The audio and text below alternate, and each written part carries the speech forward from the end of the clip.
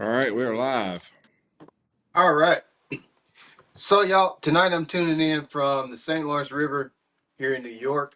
Of course, we have our next tournament, the Tackle Warehouse Invitational here in Messina. So, I'm actually liking the fact that y'all got me off the water a little bit early because up here, up north, it gets dark at probably 10 o'clock and it's daylight at a quarter after 5. And so it can be a really long day. It catches up with you. And it's one of those things when I get out there, you ain't getting me off. But practice is good. I guess you would say fishing is decent here at St. Lawrence. This is my first day of practice, and you actually kind of go out and you catch a couple fish. Usually that first day you don't really catch much. So it'll probably be really good, to be honest with you. These tournaments like these are hard. Y'all look at this on paper and you see all these, like it'll probably be top 50, it'll probably be 20 pounds. And you think, that's where I want to go. It, it's kind of hard to catch 20 though. I didn't have 20 today. It's funny, you catch a bunch of fish, but I didn't catch 20 today. So I don't know. I got 2 more days to figure it out. I may do something crazy in this tournament. Really, this tournament for me is just more about just making the championship. I'd like to go to the championship this year. So probably a top 50, maybe even 60 will probably put me there. So that's really all I'm after. I thought about doing something crazy like largemouth fishing up here just to get it through. I love northern largemouth fishing. Favorite thing in the world to do. People talk about northern smallmouth, but boy, if you ever get your hands, get your lips wrapped around on these northern largemouth, how dumb they are, it's so much fun. So I got a little, I don't know. We'll see. Just know that in the comment section, y'all can't tell me nada about the St. Lawrence River because I don't want to start no conniption about that. Okay, so just shut up about the St. Lawrence River. Just know that's where I'm fishing. Don't start putting stuff in the comment section. So we got quite a bit of stuff that we're gonna do tonight here on the live. There's a couple things I want to address. Number one, I want to talk about our tournament. We got the winners. I'm gonna put that up tonight. Number two, winners for the Straight Up Fishing Classic tournament. This King of the Ring one, the first one we just had this year. Results are in. Gonna put that up. Secondly, I want to talk about Ask BLAT. I want to get that going again. We used to do that quite a bit, and I would make podcasts out of the Ask BLAT questions in the app. I want to talk about that, how we can get that back going. Thirdly, I want to talk tonight about what was it? Well, this is not what I was about to bring up, but I do want to talk about the new baits that you saw at ICAST this year. I know y'all saw plenty of videos over the last couple weeks or last week or so about new lures that are going to come out in 2026. And so I want to talk about those. What did you see that you liked? And what did you see that you didn't like? And actually want to bring some of you into the live tonight from the app.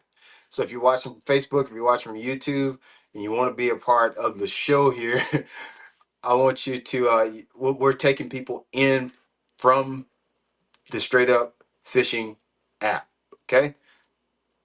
If you want to be a part of the live tonight to talk about what baits that you saw that you like, what baits you saw you didn't like, something you're gonna buy, something you're definitely never gonna buy.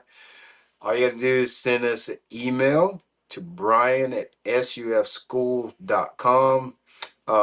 Just text us just send us a text. Hey, I'd like to be on live. We're going to pick out maybe 2 or 3. Me and Michael were talking before we got on live tonight. We said it's gonna be like Dave Ramsey. You know how Dave Ramsey lets people call in and he tells them that they can't buy nothing. He's like, man, I make $50,000 a year and I want to buy a carton of eggs. He's like, no, why don't you go buy a carton of eggs? A carton of eggs are $6.50. You don't have enough money to buy a carton of eggs. You right now need to be eating McDonald's eggs. You know how he talks like that? You he won't even let you eat nothing.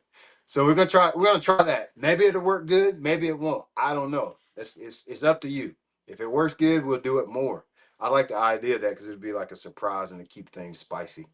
So let's just jump right into the tournament part of it. Mark, you want to put up that first graphic that I sent you with the so here's our results. The results are in.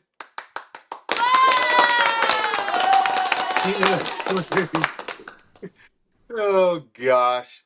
Straight Up Fishing King of the Ring 2025. That says big bass winners. That's not what it's supposed to say, but that's what they put up there anyway. These are top 10 from the results. I can barely read it. I think that says, can you read that, Michael? I can't actually read it. I see Mac Toon for second because I recognize that name. Yeah, I Joey can't recognize that Joey first. Hedrick for first place. Joey Henry. Okay. There Um, it cleared up. It cleared that. Jesse Oh, they don't. Bowman in third. Gotcha. Darnell McNeil in fourth. Al Lockhart in fifth. Lennon Williams in sixth. Jeremy Way in seventh. John Golubowski. Oh, I Gol like that. I hear you. You said that good. Yeah. no Golem Bialsk. John, I am so Hey, sorry. John G. You John Yeah, G. John G. And then Frank Seifert at Yep. nine, and Ray Ray Brunetti. Brunetti. Ray Brunetti. So we got I recognize at least a few of those names from the community section. Of course, I know Mac Toon. Of course, I know Ray, Darnell. Those are all app members. And maybe a couple other ones, but I know those three are always posting in the community And section of the T- app, so I recognize those T- names for Tim sure. Dodson just posted in the comments that he finished dead last. So at least, I mean, God like, dang it, Tim. hey, Gosh dang it, Tim. if you're not going to make it in the top 10, you might as well go for the other end, right? You might as well be, yeah. You might. God, don't listen. Don't pass that on to me this week. Wait till next week. Pass that on to me after I get out from around here. So those are our top 10 from King of the Ring tournament. You guys, I think I can't remember how we did the prize patch this year. You're gonna get a trophy in the mail. Top 10. I think we actually did top 20. Is gonna get some award in the mail, and then the top 10 in the tournament. You guys are gonna get a I think first place was like $500 gift card, and then so on and so on all the way to 10th. I can't remember exactly what it was, but it's on that original post and email that we sent out. We'll send out an email about this week as well. But if you don't remember, if we also did a second tier to this one, doing something new this year. We did the largest smallmouth, largest largemouth, and the largest spotted bass for this one as well. So that just opens it up. I know a lot of people were worried about like, hey, I'm from Texas, or hey, I'm from Ohio, or hey, I'm from this, and we don't have this and that. This gives everybody a shot at it when you got the biggest smallmouth, biggest spotted bass, and biggest largemouth. So all three of those fish, like a 4 pound spotted bass is a freaking giant, or I guess probably a 20-inch smallmouth, or yeah, 20-inch smallmouth's a pretty big one too. Well, 20-inch largemouth, it's a big one, but it may not be the biggest bass. This gives everybody a chance to win. So we did the top largemouth, biggest spotted bass, and biggest smallmouth bass. As Joey Hendrick again with the first one, number one. Mactoon coming in second. Is I can't read that third one. Uh, Mike, can you tell Jesse what that is? Let me Bowman. see if I can make it. Oh, Jesse Bowman, and then Darnell McNeil in fourth, and then Alan Al Lockhart. Leckhart in fifth. And then we jump over to the spotted bass. Let's see who got the biggest spotted bass. Chris Spa in first, Tanner Allison in second, Joey Hendrick in third, Eric Zanke, my Lanier buddy, Eric Zanke in fourth. And then this last one is Arjetric Waters. Hope I said that right. Hey, you just gonna have to be AW for me, my man. That's on our spotted bass list. And then when we get over here to our top smallmouth, Kevin Skavinsky. Let the whiz. That's what I'm talking about, Kevin. Let's go. Let's go. More SUF guys coming in hot. I love to see y'all on the leaderboard. What's number two here? Is that Brendan? What does that say? Olson. Olson? I can't. Yep, Brandon Brendan Olson. Olson. Brian Barty. More SUF guys. I love it. Brendan Margin. That's the guy that won an SUF Classic this year, the championship tournament, and then Kevin, does that say Castillo? I can't. Castillo. It's Yep. a little bit blurry. Right on. Congratulations, fellas, ladies, they, thems, everybody. Everybody, let me not get nothing started tonight. Oh, rats. Okay, let me keep it in the pocket. So, I think registration is open for the next tournament now, or is it starting August? I can't remember. If registration is open now, if you want to fish the tournaments, the straight up fishing classic tournaments, let me tell you how this works. So these are actually free tournaments. They're designed just to help you get your feet wet in the art of tournament fishing. That's all it's about. Okay. Gives you something fun to do, gives you something to do on the weekends, gives you something to do after work. You're already fishing. You can be fishing other tournaments, your night tournaments, Wednesday night tournaments, Thursday night tournaments, and then log those fish in the app, the Fishing Chaos app, and then win gear. You can win tackle, you can win apparel. That's what it's all about. You might as well jump in it anyway because it doesn't cost you anything. So how do you get in it? Doesn't cost you anything, but it costs you something because you got to be in the straight up fishing app. I could have been a pyramid salesman with this one. It doesn't cost you anything, but it costs you anything. It's free to everybody that shops at shopblat.com. You're going to buy the tackle anyway, and it's free to anybody that's in a straight up fishing app. Simple as that. If you're in that, you can be a part of the tournament, and this is how it works. So you're going to download the Fishing Chaos app after you've made your purchase. We send you a code as soon as the tournament is live. A lot of people ask for the code before you wait till the tournament's live. Send you a code. You jump in the tournament. It's a month-long tournament we compete in, and we give away gear. Simple as that. It's a lot of fun. At the end of the year, I invite the top 40 people come to my championship tournament, and that one we usually try to give away a boat. So usually what happens is people say, "Oh, I wish I would have fished. I wish I would have fished, man. We told you about it all year long. I'd love to win that boat. I always fish Lake Harwell. I always fish this lake. I can catch them good when it gets to championship time, but you have to fish the qualifying tournaments, finish in the top 40 to be eligible for championship event. We're gonna put that. It's gonna be in March again for 2026. So make sure you jump in those. It's just no reason why not to do it. All right. Um, let's jump on to our next subject. Hey, let me do one more housekeeping thing. So y'all know in the Straight Up Fishing app for a long time I was doing the Ask BLAT. You bring your questions to the app, and then I would do them in a podcast, answer those questions in a podcast, or sometimes just answer them in the app.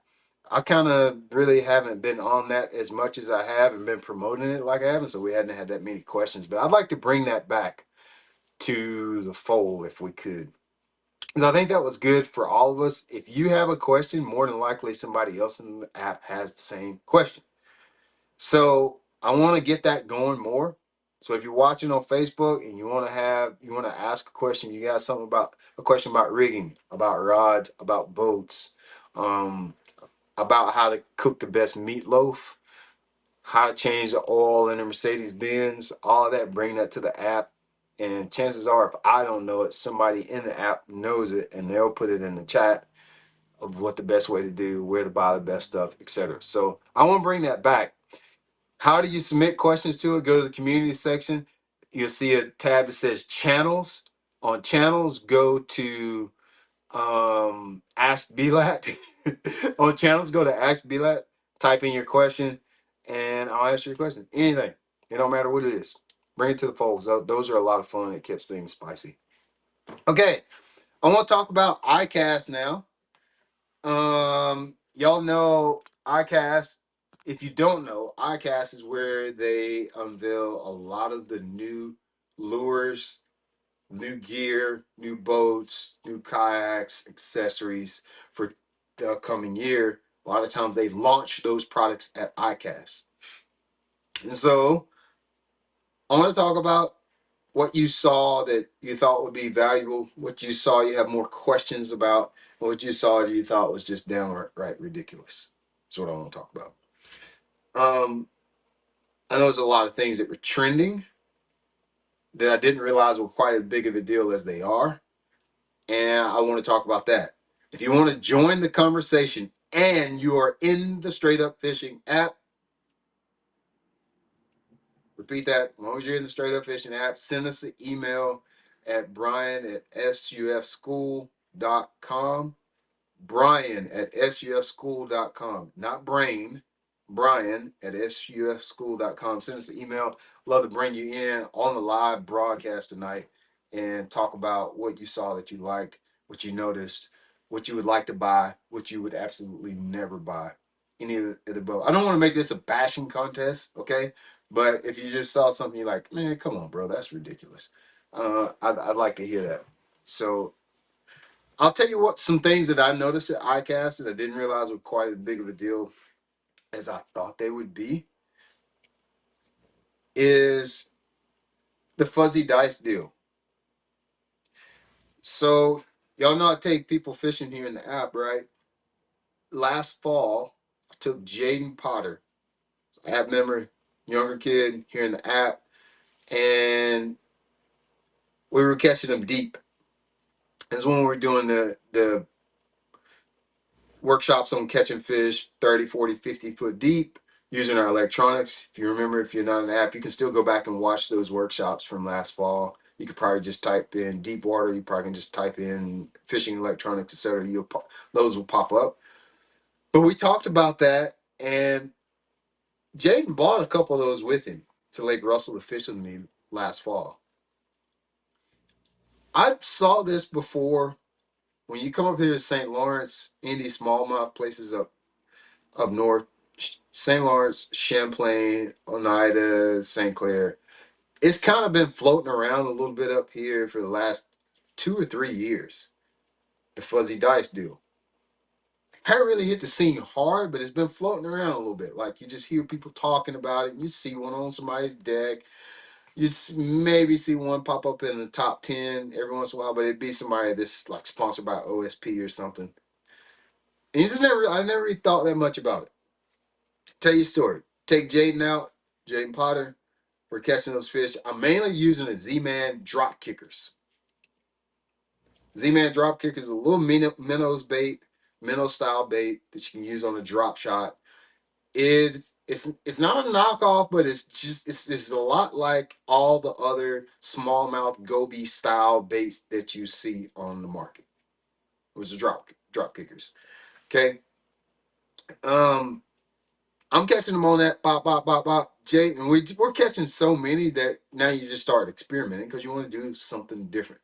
Well, Jaden has one of those fuzzy dice. I think it's an OSP. I don't remember. It's one of the Japanese brands that was really hard to get. Like they were really hard to get in the past. If you don't know what I'm talking about, fuzzy dice. Mike, is it really hard for you to like Google that right quick and put us an image up there just in case nobody knows what that is? Is that difficult? Give me a second, and I will see if I Yeah, can get something up there. yeah, it's just a fuzzy dice bait type thing. Um, but it's like a little cube of soft plastic, and it basically has these little strings of silicone, like skirt material, coming off of it. It looks stupid because the original ones were literally a cube of plastic with that wire hanging out of it. It really looks like just a jig. It looks like a dumb looking jig. Anyway, that's what it is. Jaden decides to tie one on, hook one on a drop shot. Only problem is Lake Russell has a lot of timber, so he's dropping this thing down. That's it. That's what the bait looks like. That's the fuzzy dice bait. Okay, that's what we're talking about to give you context. Mike, you can leave that up on the screen actually, just so you know. That's you can just leave it up there. Fuzzy dice bait. He drops it down in the timber. When we're fishing out there, we're basically just looking for bait. If you find bait, typically if you mill around enough, you'll find some fish in those bait in the fall time. So we're catching those minnow style baits. Jaden's caught so many, I've caught so many. He's like, let's start trying something. He has the fuzzy dice thing. He drops it down there, boop, catches one. I'm like, bro, you gotta be kidding me. There's no way. Not here in South Carolina, not that thing. Smallmouth, it makes sense. They're dumb anyway. They see something stupid looking, he gotta have it. Spotted bass, listen, when I tell you this, I mean this in all on. Spotted bass are some of the smartest, most aware, most picky, peculiar, bougie bass that there is. Out of all the bass species, in my opinion, spotted bass is probably the smartest, most intelligent of all of them. Very, very peculiar.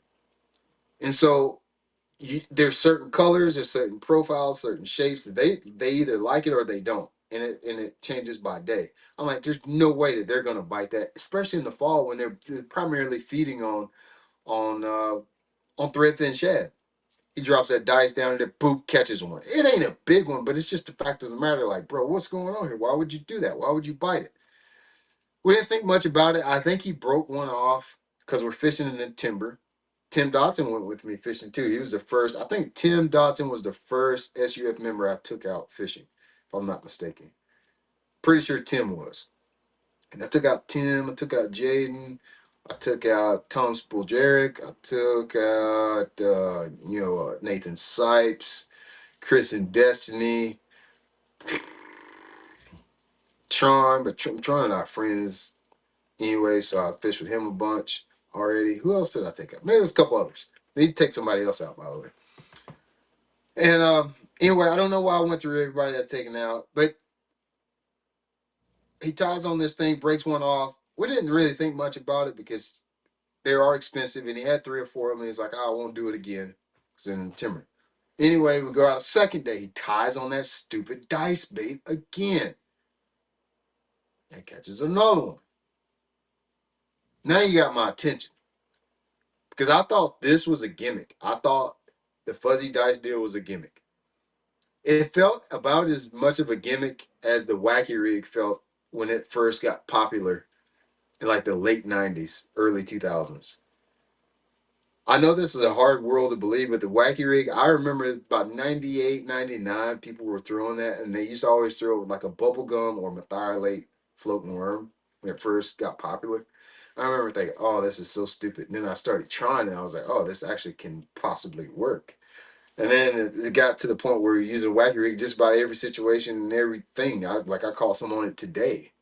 So I feel like the dice bait is one of those things that is going to the doors of opportunity. It's going to open some windows of opportunity to catch bass in a bunch of different ways. It's going to be the new wacky rig, is what I'm trying to say. You're going to find dice that you can use weightless, that have different weights, that you can skip on the docks, that you can skip in reeds. I I actually don't think that's a gimmick anymore. At first, I thought it was just something that people are doing because they get bored and they got you got to do something. You got to do something. People fish up north, and they're iced out all winter, and they just drink whiskey and make crazy stuff. So I kind of thought that's what this was going on with the dice bait. It's a serious deal. So you notice at ICAST, there's a lot of new companies coming out with dice bait, this dice bait category. There's another one.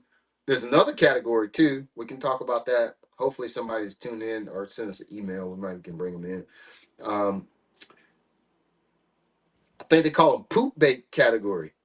There's a bunch of baits out there that literally look like poop.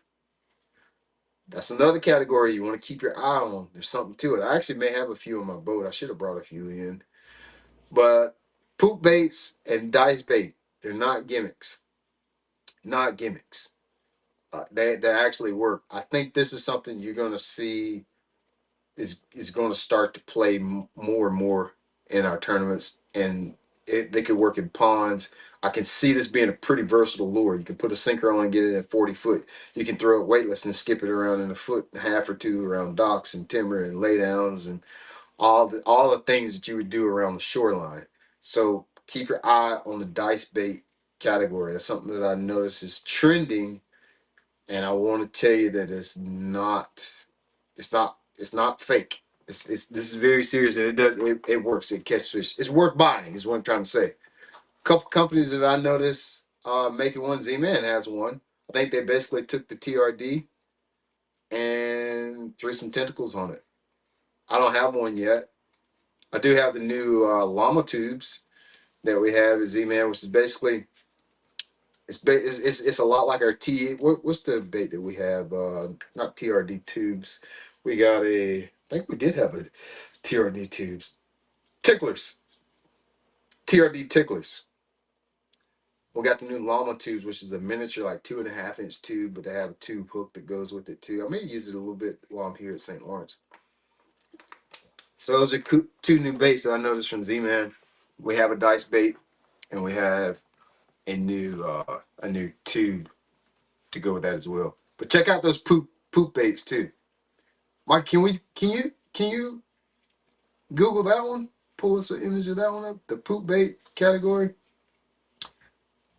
It's fairly new too. It's not really that new, to be honest with you. Yeah, A give me lot a of this second. stuff, yeah, I'm sure. A lot of this stuff has been around a minute. By the time it gets to ICAST, what happens is a lot of this stuff starts off, what's the word for it? Just like Japanese market with those companies, and it's floating around already. I tell you a bait that was floating around that people are starting to knock off. I got one literally 5 years ago in Canada. I saw it and I knew it would be a big deal where I live in my area of the country. This doesn't work everywhere, but it's called a riser bait. I had those things like 5 or 6 years. I got it in 2019. I went to Toronto Spring Fishing Show in 2019, and I picked one of those guys up there. I bought like, yeah. So that's the poop bait category. They're little bitty Cincos, really fat little Cincos. What you can't get grasp looking at that picture with the poop bait category is they're really that like the circumference on them is pretty big. It's bigger than a Cinco, like it's bigger around than a Cinco, but it's short. So it's like the size of a TRD, but about the size of your like a good solid dog turd. I know that's graphic, but they call it poop baits for real for a reason. Yeah, so that's a Z-Man. We call it our fuzzy bugs. See how they took a TRD? I think that thing's gonna be good, man. I actually wish I would have had one down here where I'm fishing now. I think that's going. I think that. I think that's going to be. I can see, in my mind. I can see how I can use that in a bunch of different scenarios. But back to the poop bait. That's what it looks like there on the left. We don't have one of those at Z-Man yet. We're still working, dialing in our sinking formula. For you guys that don't know, we've been working on this sinking formula of Elastic for 2 years now, and it's getting pretty close. You know, all Elastic baits float. We've been working on something different. Anyway, what was I talking about before I went back to poop baits? The riser bait. Riser bait. I saw it in Canada. Bought some. Now a lot of companies are knocking off that bait. Started off in the Japanese market. It floats around a little bit. People find like, oh yeah, this is not a gimmick. This is legit. And then what happens is the bigger companies here in the States get a hold of it. Most likely, what happens is one of the pro anglers is made a top 10 or two on a specific bait that Strike King, Z-Man, whoever doesn't, that and they don't make it, and now they can't talk about it. So then the company makes it, so the pro can talk about it and promote the baits. That's how it usually works. So when you see game changers at ICAST, that's how it starts off. Somebody had a good tournament on that. Somebody's realized like this ain't a gimmick.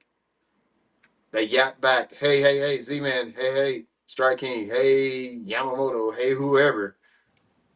This works. We need one. And then that's what happens at ICAST. That's what happens every single time. Okay. So and I just use those companies rhetorically just to draw the picture of what happens there. So once again, Brian at sufschool.com. Send us a email if you'd like to be on the live, talk about a bait that you saw that you thought would be interesting, you'd like to hear more about, or something you thought was completely stupid. Mark, did we get anybody send anything yet?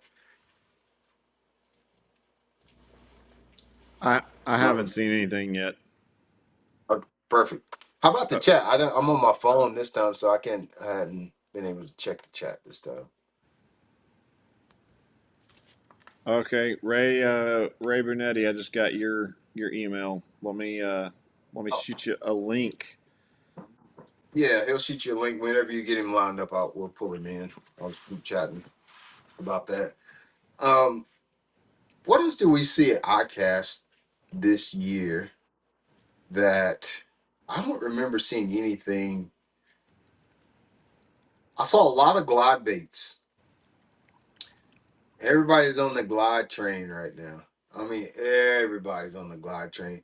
I'll be completely honest with you on the glide bait deal. That is something I still haven't explored that much yet.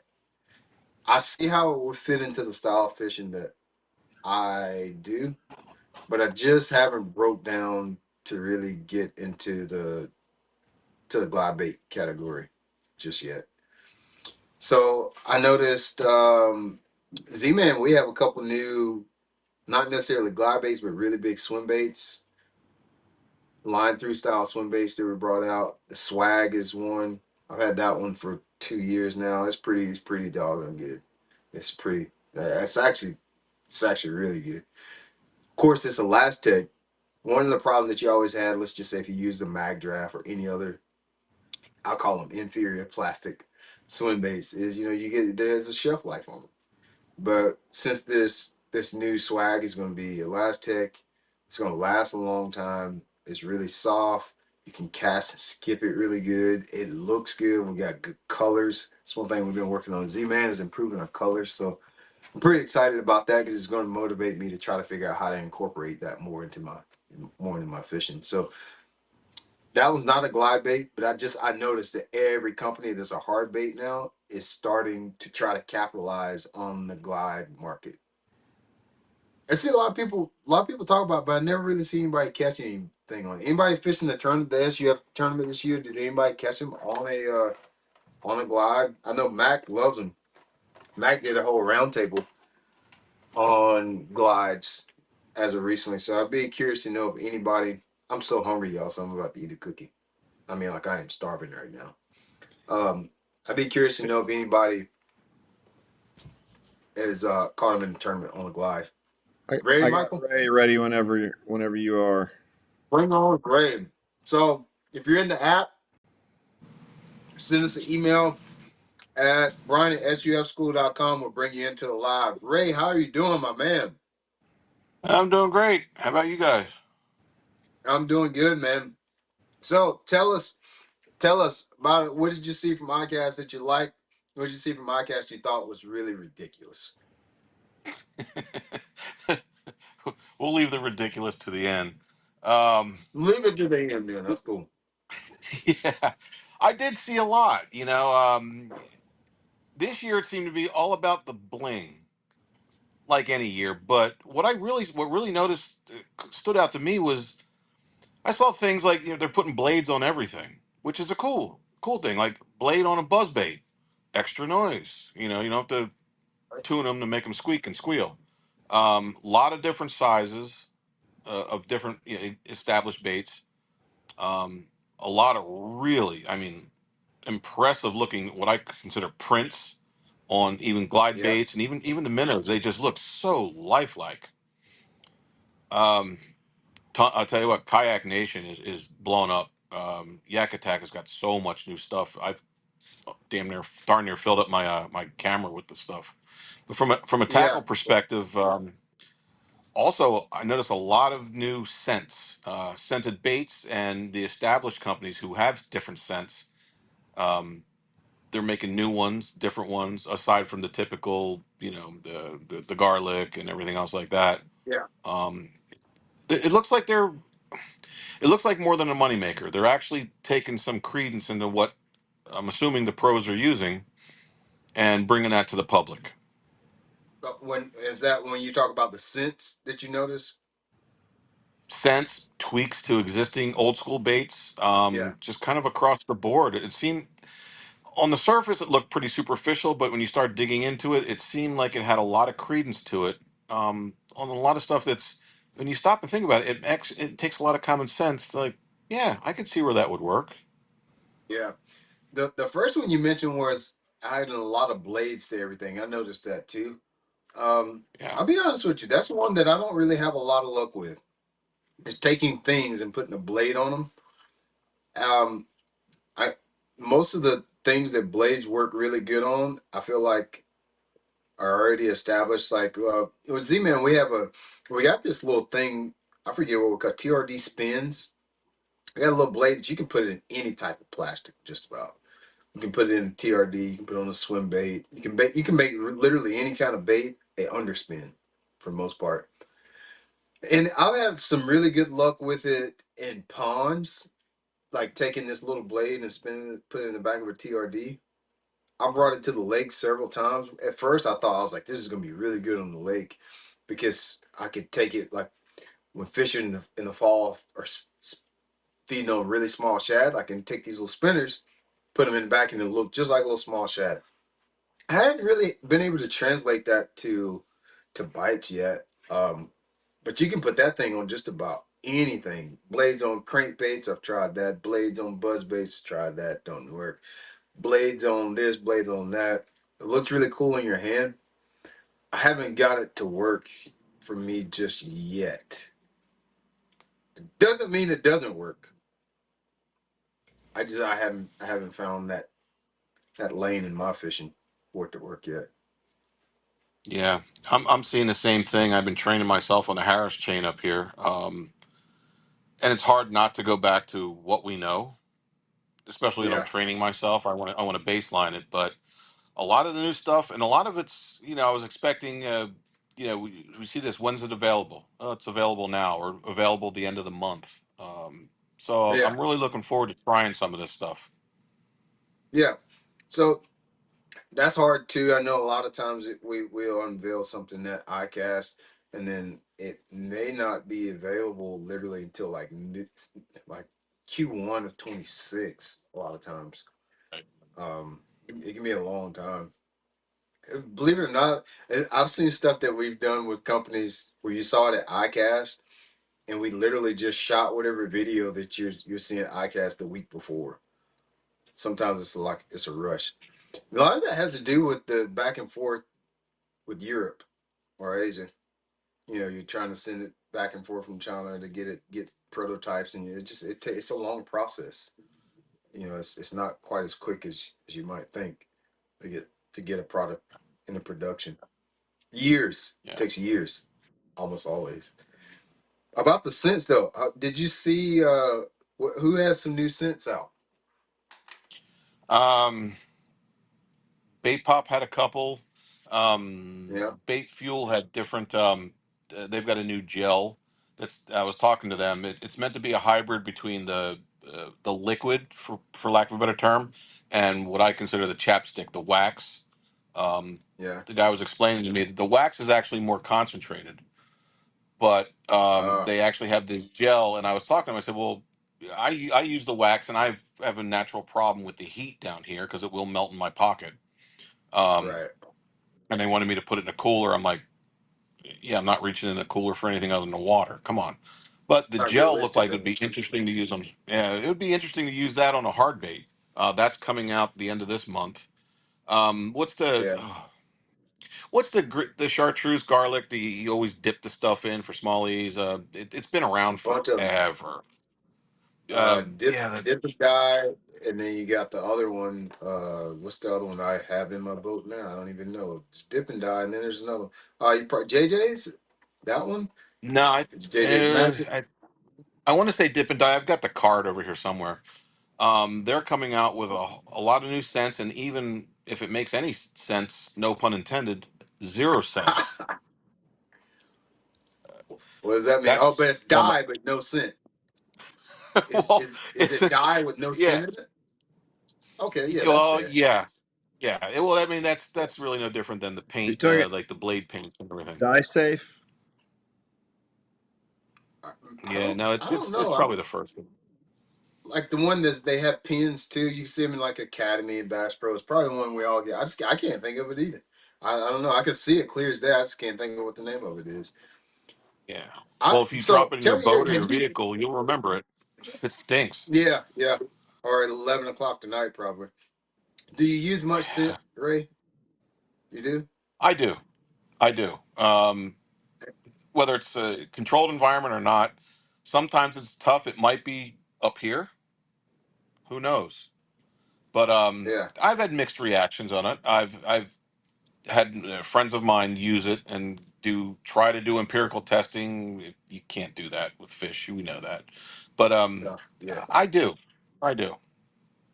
I would say You at know, least 40% of the time. I don't use scent really. Um, I really just don't use it. I have some. Sometimes when I come to these smallmouth lakes, I'll use it. I know when Berkeley came out with that Max scent stuff about, was that 5 years ago? Maybe longer now. Wow. Yeah. People were going crazy. You couldn't buy a Berkeley flatworm within 2 countries of here about 5 or 6 years ago. And then for some reason it seemed like it just went away. Like the all that stuff is pretty popular up here up north because they say smallmouth use their olfactories more than some of the other bass is what they say. I mean, maybe they do, maybe they don't. I just don't know. I know I can. Only thing I can truly give in a true experience with is in the South with spotted bass. In the summertime, you can pull up to any brush pile, probably starting right about now. From now until the beginning of September, you'll pull up on those brush piles and there will be 40 fish on them. And they'll all follow your drop shot. They'll come up as it's going down, they'll come up, meet it, and then they'll just follow it all the way to the bottom. And like, he's gonna get it, he's gonna get it, he's gonna get it, and they never get it. And I always thought a way to get them to bite it was with scent. I never could make it work. There's only two reasons that I use scent, and I'm not sure that it works, but it makes sense for it to work if it does work. Does that does that make sense? Like I don't know if it really matters, but in these two situations, I use it because if it does matter, that makes a lot of sense for me. One is sight fishing or bed fishing for fish that are spawning. You know how you get them looking at it and they're always nosing at it and they're always putting it like they're really examining the bait. In my mind, because he has so much time to examine the bait, if that smell can somehow get in his olfactories, maybe that'll convince him to go ahead and take the bait. I'll use it for sight fishing occasionally.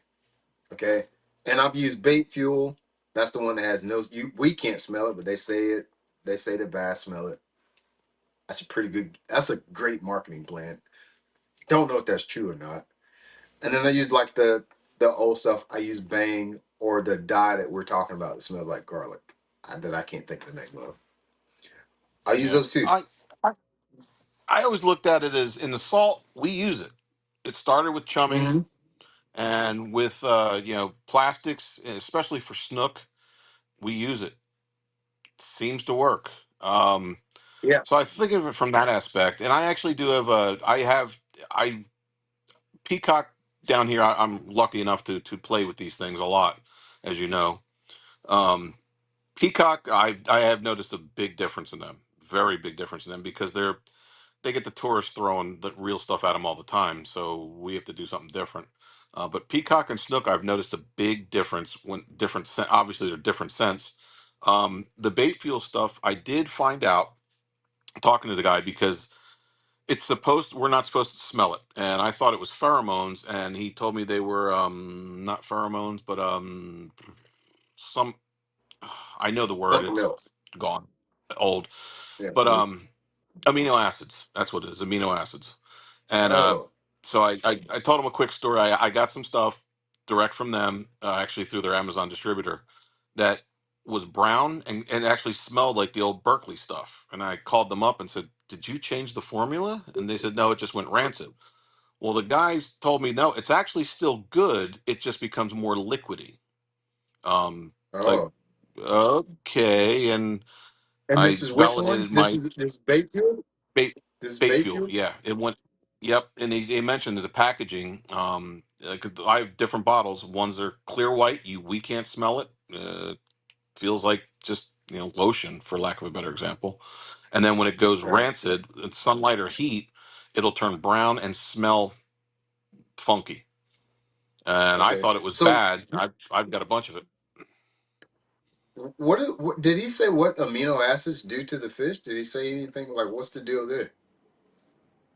He did. We didn't get too far into it because then we started talking about pro staff stuff. But Oh yeah. I watched all the research they did on it because I thought, okay, what makes this different than like the bang and then this and that everything. One of the key things is that it's water based and oil based. Okay. Um, Yeah. so it's dispersion and yeah, I take everything with a grain of salt. At the end of the day, they are fish, Yeah. and every species is going to react differently. But I have Well, noticed the one same thing. thing where, like you said, they're looking at it and they've not made up their mind. And you can twitch, you can do all the techniques we know. Sometimes in different species, I've seen where the scent I think was the closer. Okay.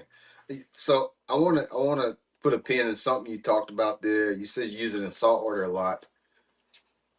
Saltwater, it makes sense to me a little bit more, and I'm gonna tell you why. It has to do with the current factor. So, saltwater's tidal, so you're gonna have current. If you'll pay attention to where people talk about scent the most in bass fishing, it's usually centered around current. St. Lawrence River, the natural lakes, St. Clair. You don't realize it when you're out there, but St. Clair has a major influence by current. Any of the Great Lakes is very much so current driven. They have natural current because they're all fed by rivers. Um, when you come down south, Lanier, Hartwell, Smith Lake, any of those clear water, clear bodies of water down south, you don't hear that much about scent. But then you think about it, there's really not much current there either.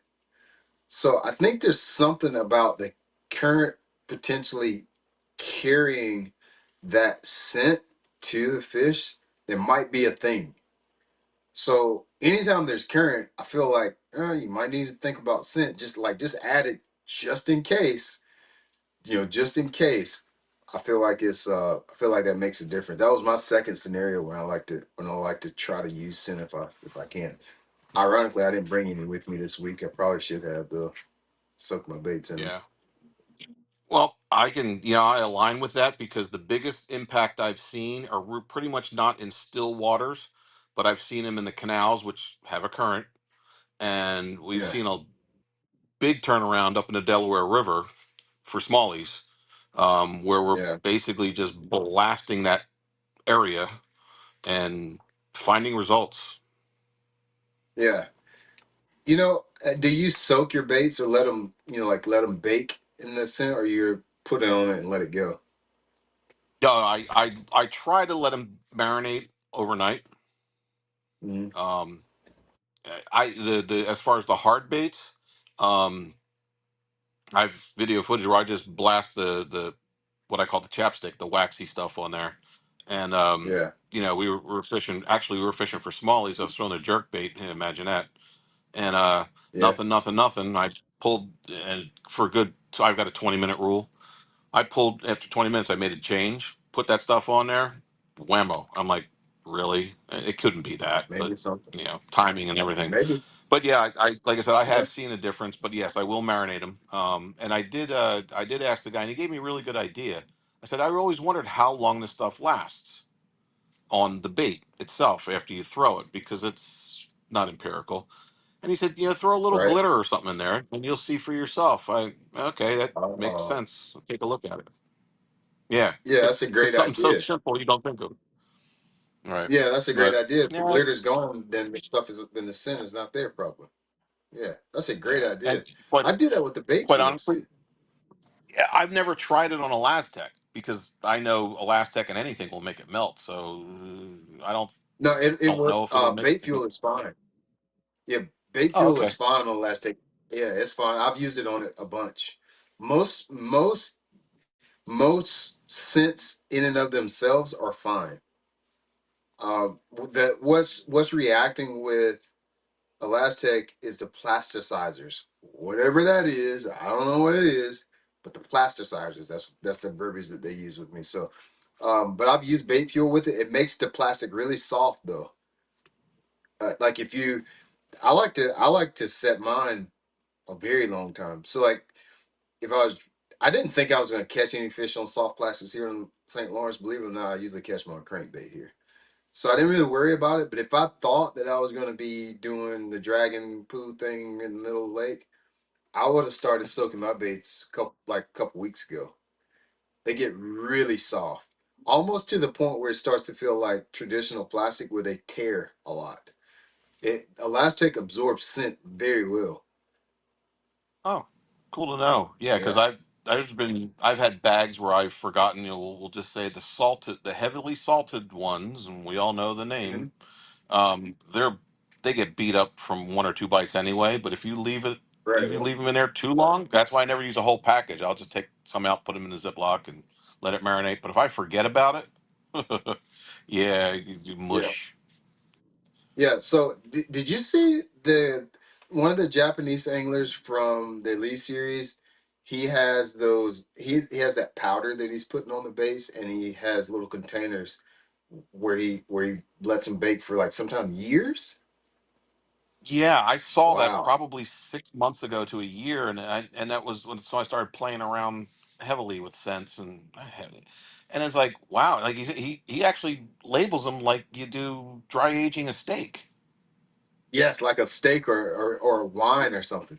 Yeah, yeah, Yeah, yeah. I thought that was really cool. I thought that was really cool. It's just something to think about. And it was that powder stuff.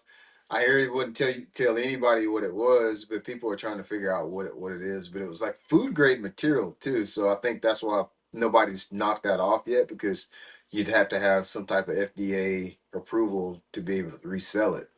Is what word on the right. street is. That's why you haven't seen a company knock it off just yet. But I would love to know what that's all about. You see how it like completely distorted the color of the bait. They were just white. It's crazy. it, it looked anemic. It was nasty looking, and I'm sure it didn't Yeah, smell yeah. It too looks good. good. Yeah, that's. I mean, that's just something to think about. Like, what's in flour? I wonder if you just put flour on baits, what would happen? There's some type of paste. We don't smell anything, but what like does it? If in my mind, if you can just get the fish's attention, it's not that it smells like crawfish. It's not that it smells like flour. They're animals. Like think about a dog. That's all they do is sniff around in the yard. They'll put their nose on anything. And so I Yeah, wonder if bass are the same way. It's not that it smells like anything in their environment. It's just that I'm curious. I gotta check this out. yeah. I'd be I curious to I know saw about that. a study. I can't remember who did it, but they took a bunch of largemouth, took them in. I think they took them in through electroshock. Took them to a facility, and some of them they did three. They did some testing where they used something to temporarily blind them, and something to temporarily. Oh, they put a magnet because they're trying to see how they made it back to their spawning area. So they did eyes, they did magnet, and they did nose. And somebody's going to correct me. I'm just going off of memory here, but the results came back with the sight didn't bother them, the magnet didn't bother them, but when you blocked their sense of smell, took a much longer time to get back to their original, I'll say, spawning Yeah. area or whatever their habitat Yeah. was, and they took them a decent It's not like they took them 100 yards; they took them quite a while. Yeah. Yeah. Yeah. Quite a while from wherever they were caught, wherever they captured. That's interesting. That's interesting. I'm sure if you think about it, that's probably the only thing they really can count on is their nose. They can't always see, uh, so there would have to be something to help them know where to go, where to get to. I'm Sure. sure. I'm sure their nose, which on a bass, is it? It's not really called a nose, I don't think, or is it? I'm not really sure. But wherever their smell receptors are, I bet it takes in more than just scent, if that makes any sense. Whatever that Of course. nerve is that detects sense. Just think about our nose. It's not our nose is not just our. It doesn't just detect scent for us. those huge blood vessels in there. You know, you ever had like a nosebleed or something that's your blood vessels doing? I'm sure you taking anything. Uh, that's how you get high. I mean, you know, like secondhand smoke. So you know, it's doing more. It's more doing more than just smelling. I bet. I bet on a bass, the olfactories are doing more than just detecting scent. It could be the magnetic field. Is something about that. That's why he was so disoriented. You think about it. I bet it's way, way deeper than just scent and Yeah, olfactory. So I agree. There's got to be more, but until they can talk, yeah, who knows? who knows? It's like But talking about the moon thing to me, like the moon. So that was it. Did you? What else did you say for my cast, Michael? Did we get anybody else wanting to tune in for tonight?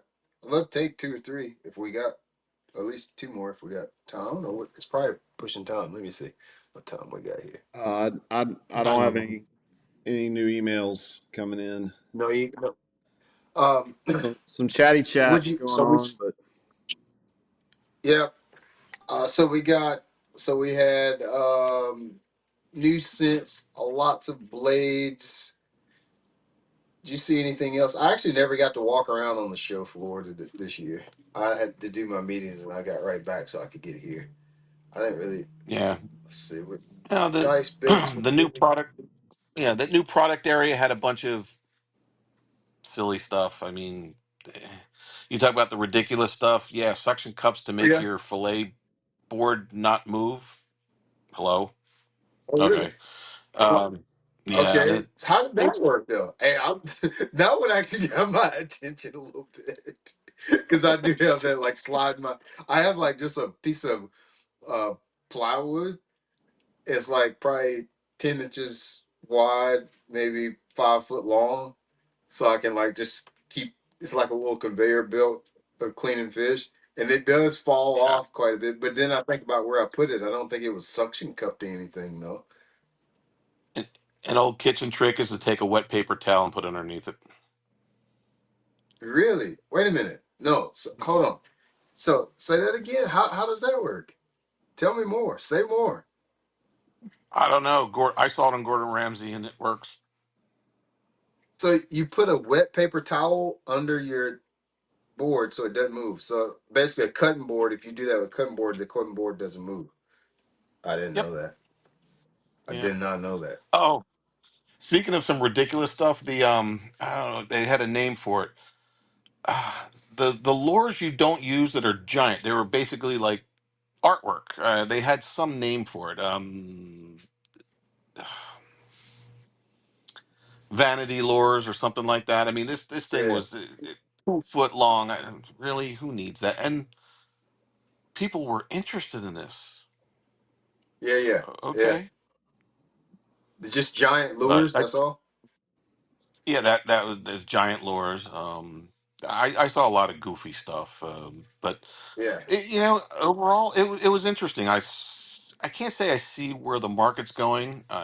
I'm seeing innovation, and with innovation comes somebody's trying to make a buck real quick. They're not going to be around for long. yeah. Um, I will say and this. I will say this with the new bait stuff, new gear stuff. In my opinion, it's actually gotten better because with the internet, if you come out with something crazy, people are going to call you out immediately. And so I feel like there's more accountability on the hand of companies than there's ever been. Like there's so back in the day, you would come out with something at ICAST and just hope to God that the market wanted it. Now you really already have a pretty good litmus of whether people want, need, or will they buy this already. I mean, you pretty much for the most part know because of social media, which is good. And then there's also this part of social media that's making iCast somewhat irrelevant because companies probably kind of don't need iCast to release new products because if we're really being honest, the only people that are watching iCast are the people that are inside the industry. The most of the fishermen probably don't even care or even know what that is. They're somewhere fishing. So most of us we're kind of talking amongst ourselves a lot of times. So I don't there's becoming this question of the value of the show now. Yeah, But I've I I've been to think many trade shows, different industries, and this one was quite evident that it's 90% about business and relationships as it's what's opposed supposed to be. to, yeah, which, yeah, exactly, it is what it's supposed to be, which is a good Yeah, thing. yeah, But I did a little post. If anybody wants to go there to get free stuff, you might as well stay home. I wasn't trying to get free oh stuff. yeah, I actually had guys trying yeah, to give me stuff. I'm like, no, no, I'm good. I'm not here. I'm here to build yeah, relationships. But yeah, that's what it's all yeah. about. I'm glad you mentioned that part. So that is one thing I've noticed has changed. There's a couple things I've noticed. Like I mentioned, the first thing I've noticed is there's actually been less dumb things come through than there has been before. When I first started going, it was so many ridiculous things. It's a little harder to get away with that now. I'm noticing that. Number two is what you're saying. The show iCast is originally supposed to be a business show. You're supposed to go there to work. Pro anglers go there to work for their companies.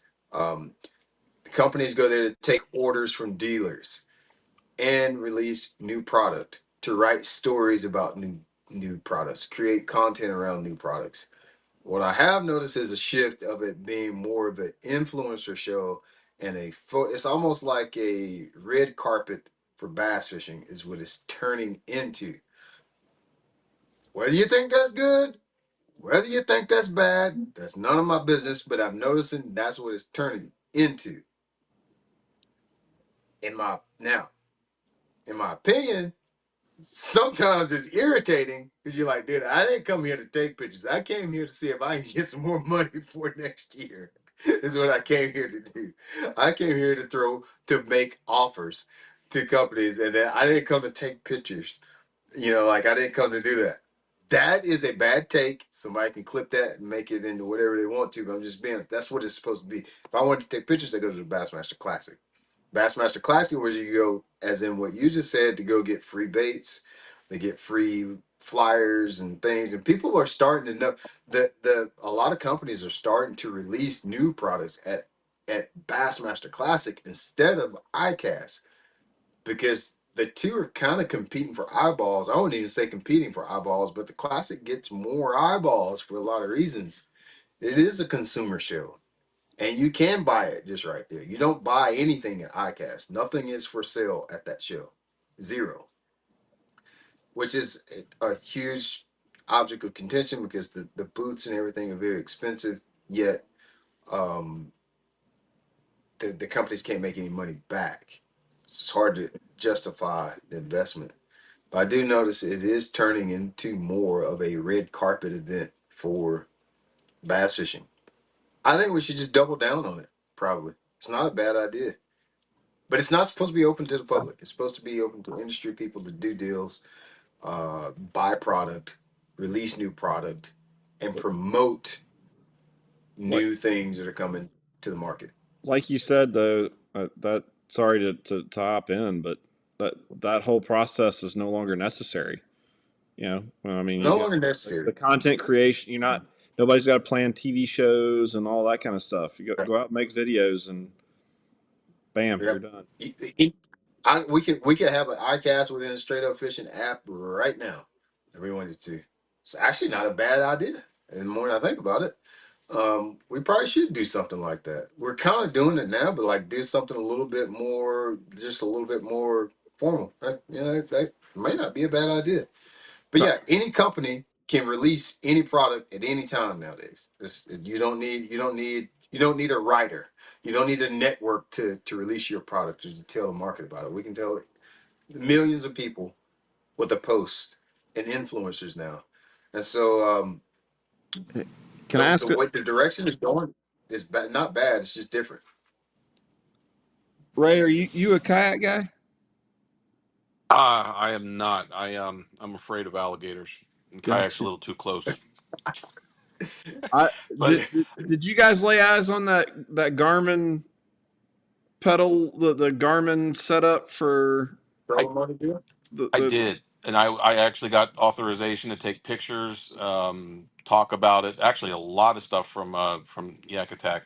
They were very gracious and had a very long, I can't say demo session. He was just showing me every little thing, and I'll tell you what. And I'm going to go back to that real quick, Brian. The one thing I I did notice, it was pretty ironic that the when I say content creators, I don't mean the podcasters and stuff like that, because they're there. They have a job to do, and that's part of it. What I found really interesting was the I don't want to say gimmick, but the niche content creators got a. It was the pro anglers were, I don't want to say scratching, but they really wanted to get pictures with these guys who are creating content. Catching fish, doing goofy things, or doing a lot of strange things, or great stories and stuff like that. So it really is. Social media has definitely made its mark on it. But Mhm. that face-to-face interaction, you can't. You can't. As a guy who ran teams Yeah, all over the world, that face-to-face is something you can't beat. Back to the kayak yeah. stuff. It was almost like Yak Attack was listening in on our roundtables we've done regarding kayaks and everything, because some of the things that like Chris and Destiny were doing, the DIY stuff, oh, they've got it, and they've got it in spades, and it's good products too. And they're not. I was really surprised at how inexpensive these good ideas were. Listen, the kayak culture is so innovative and so open arms right now that it is scary. The amount of momentum that they have with that culture and being able to accessorize a boat penny by penny blows my mind. You see people with these kayak rigs, and at first it used to be frustrating to me because people say I can't afford a boat. I'm like, bro, you have a $15,000 kayak, but you got to hold on a second. All right, if I want a $15,000 boat, I got to start with $15,000 now. You can buy a kayak for 1,500, 1,000, 500 if you get some old marketplace or less, and you tinker the sucker up bit like you were saying, penny by penny. How inexpensive you buy this inexpensive thing, you buy that inexpensive thing, and they're what I like about the stuff that I've noticed from the kayak, like it's inexpensive, but it's like really good stuff though. Like even just a crate, it's just really good stuff. And so their ability to come up with things that you can accessorize these boats with, it's like this is why the kayak culture is so powerful. And you're talking about a person that I am not. I'm not a kayak guy, but I'm watching what they're doing. I'm like, I get it. Like people are dumping bass boats to be kayak people now. That's happening all the time. Like they keep talking about boat sales are down and this is down and that. And I'm like, dude, something's not right because I know I've fished all of my life. 40 years I've been fishing, and I know for a fact that I see more people on the water than I have ever seen in my life. And they keep saying, well, the boat sales are down and this and that and this down, the fishing life sales are down. I'm like, dude, this is blowing my mind. Like, what is going on here? And I really swear you're casual fisherman, your guy that fishes, let's say, a dozen times a year, because the bulk of people are probably fishing a dozen to 20 times a year. They're buying kayaks now. Like that just a guy that wants they're buying kayaks. They're not buying the boats anymore. They're buying kayaks. And I am really impressed at how innovative and thoughtful people are getting with it. I've seen these trailers, the trolling motors, all these just accessories that anybody can go buy. Like, good job, kayak community. Yeah, Pretty impressive. yeah, they're embracing that, and I can tell you with a lot of I'll research places I'm doing tournaments at, and without a doubt, three-quarters of the videos posted. Now, it might be the culture thing, but three-quarters of videos posted about a tournament or where to fish or how to fish a specific body of water. Easily Kayaks, 3/4 of its kayak. Yep. kayak guys. It's amazing to me, man. It's actually amazing. Especially especially and like listen, somebody's gonna take this the wrong way. That I'm just being open, honest, transparent. It's actually amazing because fishing out of a kayak to me is miserable. It's miserable. I don't want to sit down all day. Like I don't want to sit down. Somebody said, "Well, I'll stand up for my kayak," but not when you pedal. You don't set. You don't stand up. Now when you got to move. If you got a little trolling motor, yes. It blows my mind because it's such a different way to experience the art of fishing. It is not the same. It is not the same. It's from a boat to kayak. Not the same. I've seen these rigs with dual screens, almost as much Yeah. electronics as we have on the bass boats. They're just sitting there, and then the matter of fact, the new motors. Yeah. It's I just bought I put a Recon on the Stinger, and because of the Yeah. remote, these guys are sitting Right. there blip blip doing the same thing we're Yeah. doing. Same thing. Same thing. Great, Yeah. it's great. I, I think, I've talked about the pros and cons of kayaks and versus boats before. I think it's a great boat for the demographic that I notice is reaching to because a lot of your I don't know 25 to 40 or maybe it's 35 to 55 crowd is buying a lot of kayaks too. Those are people that oftentimes are fishing by themselves. One of the downsides for me is like if I'm not fishing a tournament, I probably have my kids with me, and so I don't want to not fish with them. It's a kayak is a solo deal for the most part, unless your kid is big enough to have his own kayak. I'm not really ready to turn. I would turn mine loose on a kayak in a private lake, but not a public lake. Absolutely not. There's no way in this earth that I would ever do that right now. My kid probably had to be 18 before I let him in kayak by himself. But so it's that downside to it. But one the biggest upsides that I see to kayaks, number one is like we were talking about, being able to tinker it up to $10,000, $15,000 bit by bit. That's an upside. So it's not intimidating from a financial standpoint. Um, Being able to store it is a lot less intimidating. The rigs that I see with people, they need as much room as I need. They still need 20 foot of garage because they got the trailer and all the things that go with it. I like the fact that you don't need a giant tow vehicle. I had a guy come pick up one at my house the other day. He was driving a Ford Explorer with two kayaks on. Actually, had four kayaks on it. So I like that. I like that about the kayak industry too. And then it's less intimidating from a maintenance standpoint. Probably everybody can take care of a battery. Probably everybody can take care of just even like my kayaks aren't under my shed. They're just out in the yard. I have to blow them out leaves out of them before I get ready to use them. So I mean that's who I am. But whatever. So you don't want to do that with a bass boat, like aluminum boat or any of the bass boats. You don't want to do that. So it's just easier from a maintenance standpoint. It's pretty hard to tear up the kayak. Pretty hard to go wrong there. Like how could you mess it up? It's really hard to mess up the kayak deal. I drag them on the yard, drag them across the concrete. You can do whatever you want to. Don't do that with your bass boat. It's all bad. So I think there's a ton of upside to that. I'm interested to see where it goes in the next 5, 10 years. Yeah. I As you would know, leverage I'm that. an avid RVer, and we talk about using every square foot in an RV to its maximum potential. Kayaks take every square inch to its Yeah. maximum potential. I'm just amazed at the Tetris that goes on there and the Yeah. efficiencies they get from it. They're really good right now too. When the kayaks first came out, a lot of them were really unstable, kind of tippy.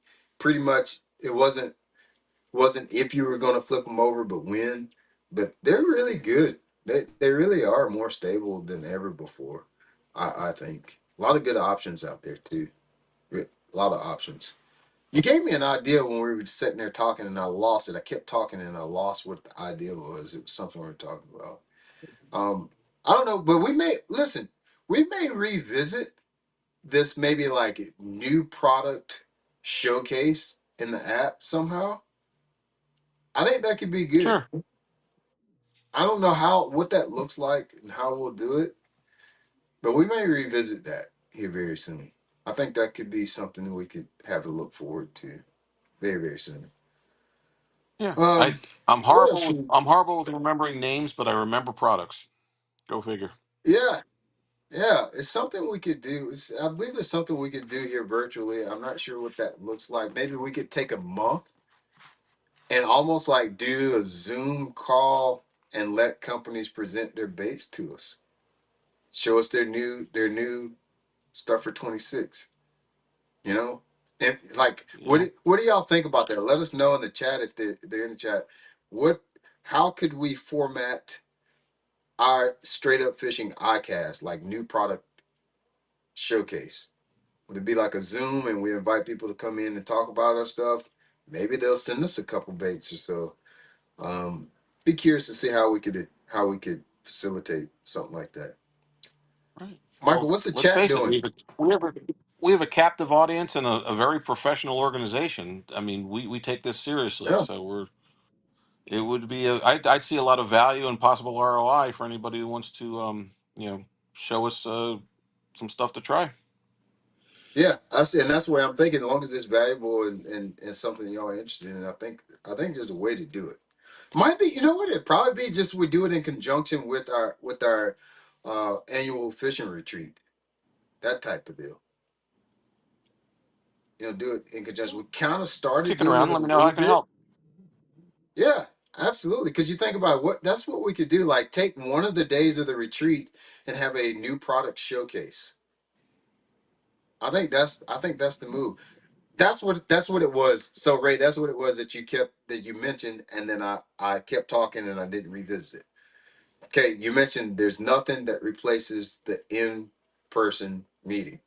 And I've been thinking about this a lot. And here in the app, we're all virtual. We're meeting, we're posting, we're sending each other high fives virtually. I think you guys are already spearheading this retreat for the fall. And I'm thinking like we probably should get to the point where there's almost like a tour of straight up fishing schools where we do more of them. Um, I mean, I'd like to get to the point where we work to where it's one a month. And we could do like invite bass clubs, high school clubs, invite people to our deals. So we're doing one a year now. Next year sounds like we'll have at least two.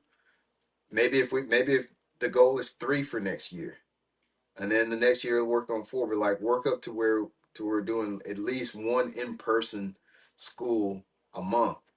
And the cool thing about it now is like you do the in-person school, it doesn't necessarily matter if 10, 5, or 50 or 100 people show up because we can still broadcast it to people that aren't able to come. So I'm thinking we may revisit that doing the in-person deal because the retreat this year really got my mind turning to how we could do this more. How we could do stuff like this Yeah. more. I happened to be at one of the booths and looked over the counter, and there was Gene standing there. So I walked over and Yeah, said, "Hey, Gene, how you doing?" And he goes, "I remember the face. I don't." And it was like talking to an old yeah, buddy. Talk for a few yeah. minutes. All Because right, of the yeah, have retreat. a great show. That type of thing. And there's really something to that face-to-face interaction that you cannot replace. I think you're right. We'll work towards that. I don't know how that looks like and what it works like. I notice even with taking people fishing in the app, that's something that I really like is when I'm doing workshops, I'm saying stuff and I'm just saying what I think people have problems with, or I'm saying what I think. But when I take people in the app fishing with me, I in real time, I get to see how I could potentially help you. So I like doing that too. So yeah, I think that's going to become more a part of the app too. I don't know how I can do more of that, but I'm going to figure it out. I'm going to figure it out in moving forward. All right. Michael, did we have anything in the chat, or was that it? I think everybody's pretty much just having some conversations, saying Good that's a good dialogue. idea. We do.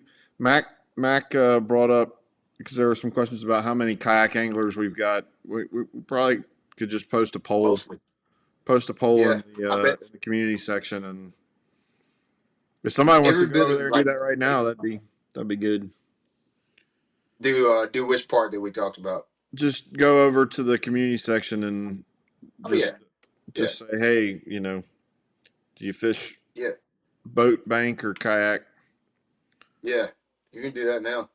I bet it's over 80% a kayak. Every bit of it. Um, but Um, I didn't see. I mean, just a lot of folks following along with your conversation. Great. That's good. Well, Ray, thank you for jumping in and being our first Dave Renzi guest for our new style. I'd like to do this more often. Do it like this. So I'm not talking to myself. I can do Not a something like this problem. I'm more always often. glad to help. Thank you. Thank you, man. I appreciate it. Um, y'all, I'm gonna get ready to get a bite to eat here and probably hit the sack too, since I'm here at the St. Lawrence, getting ready for practice tomorrow. I want to do a little map study before I knock it out too. So thank y'all for joining in. You should be for the guys in the Straight Up Fishing King of the Ring tournament. You should get an email sometime this week with your gift code to get your stuff from Shop B-Lad. You'll get a trophy in the mail as well. Or not a trophy. To be honest with you, I'm just gonna be completely honest with you. Keep in mind, this is a free tournament. It's not cardboard, but it's a little square placard that we'll send you. Just to let you know. Hey, I race dirt bikes with my kids sometime, and I wait in line to get my cardboard placard every single time. And I'm 42. So I don't know what it is about it, but I like getting participation trophies. Maybe y'all don't. I love it. I'll take a participation trophy. I put it on my shelf, and it's like it's not even. It's just the fact that I remember that moment. I look at that. I'm like, yeah, I remember when I raced at 101 and I got fourth and I fell in the corner. Like I want to remember that stuff. So that's why we're doing the little plastic trophies. So you got that sentimental value of fishing the tournament. So you'll get those. It'll take a little longer to ship those out, but I know we got those as well. All right, guys.